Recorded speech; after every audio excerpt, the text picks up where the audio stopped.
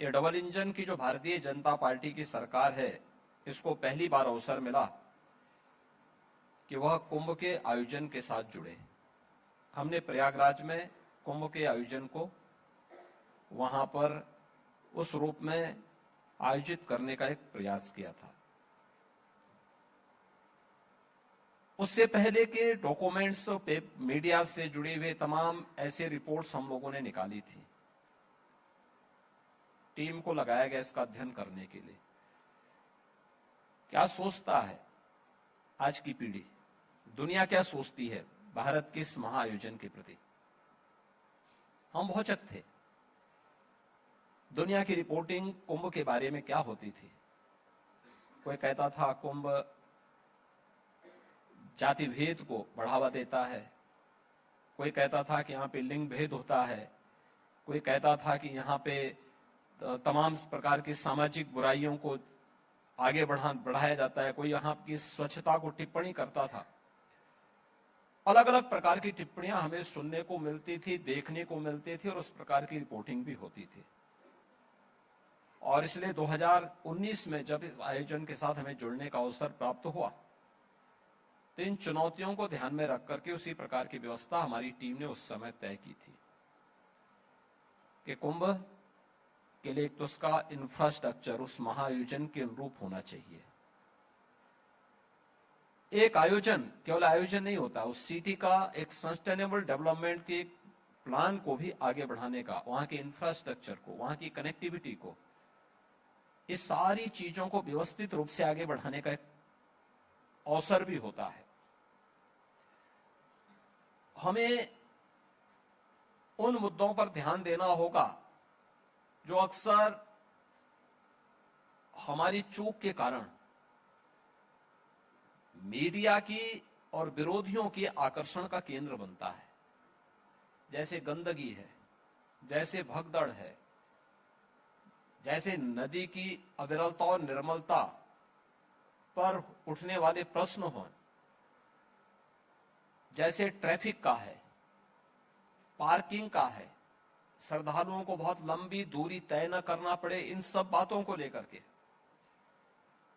और इन सभी बातों को ध्यान में रख करके मेला क्षेत्र का विस्तार किया गया। प्रयागराज सिटी का एक व्यवस्थित विकास की कार्य योजना को आगे बढ़ाया गया। वहां की रोड्स को, वहां पे रेलवे की कनेक्टिविटी को, वहां पे एयर कनेक्टिविटी को। अब अनुमान करिए, हजारों वर्ष पहले मर्यादा पुरुषोत्तम प्रभु श्री राम पुष्पक विमान से लंका पर विजय प्राप्त करने के उपरांत प्रयागराज में महर्षि भारद्वाज का दर्शन करने के लिए उतरे थे। और उन हजारों वर्षों में एक सिविल टर्मिनल यह देश प्रयागराज को नहीं दे पाया। 2019 में पहली बार सिविल टर्मिनल प्रयागराज में बना और उसे भी मात्र 11 महीनों के अंदर बना करके तैयार किया गया।